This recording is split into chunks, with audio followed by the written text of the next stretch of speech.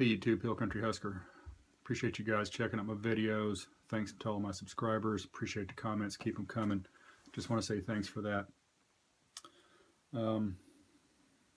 Reading in the news here lately, and of course if you've tuned in on any news channel, all you see anymore in the American media is about the presidential election coming up and the primaries that are going on, and what a circus Donald Trump has caused. And then you've got Hillary and Bernie on the other side, and the battle of the socialists there. And you know, and honestly, to the rest of the world, the United States, we look like a bunch of fools because of the antics of these guys. Anyway, not what I want to talk about. You know, where I'm getting to is that this tomfoolery that we have going on in the United States right now around this primary and the upcoming presidential election has overshadowed so much of other things that are going on in the world. Doing some looking around on some of the international sites, and came across this one. You know, you've been hearing about North Korea and their nuclear program, and everybody over there is on high alert, and they've got their missiles pointed. And of course, you know, here recently they launched a satellite up into orbit, and it did achieve orbit, but it was tumbling or something. It wasn't functioning correctly. But the main thing was that they were able to put a satellite into orbit, which means that they could put a nuclear warhead into orbit, which means that they could drop that nuclear warhead on the United States or on Europe or anywhere that they choose to have that thing come out of orbit. This is just in the news today.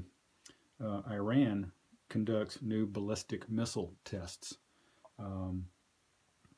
Heading here says Iran has launched several ballistic missiles from silos across the country as part of a military exercise, state media say, defying U.S. pressure.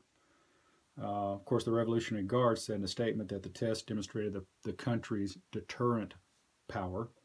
And of course, U.S. isn't happy about it. They said, hey, you know, this is against all the resolutions that we just recently passed with the UN, and we're going to go to the Security Council and tell them that we're not happy that that Iran is doing this.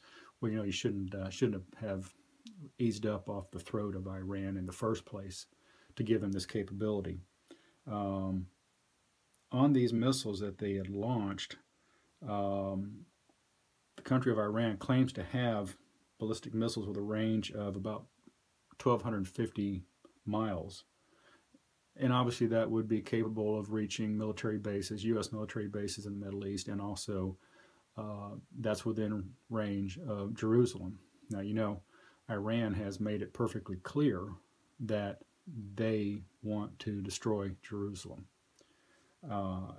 You know, and I really do think that this is part of that vow. You know, Iranian Republican Guard can say, you know, oh, well, this is just for our own protection, and what did they said? The head of the Guard's aerospace force warned the U.S., said that the U.S. is trying to turn the lights off of Iran's missile program, and said the Guards don't give in to threats. You know, they're not doing this for defense. They're doing this for offense. And they've made it well known that they want to destroy Jerusalem. And they have made it well known that that is their sole intent.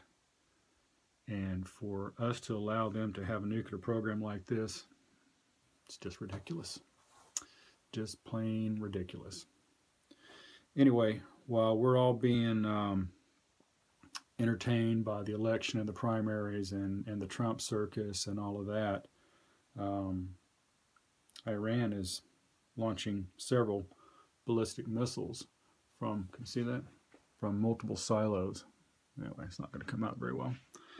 This is a Iranian Minister of Defense photo of a missile being launched. So, you know, we got ourselves into this mess. So why should we prep? Here's a good reason, right there. Just my thoughts, Hill Country Husker. Thanks.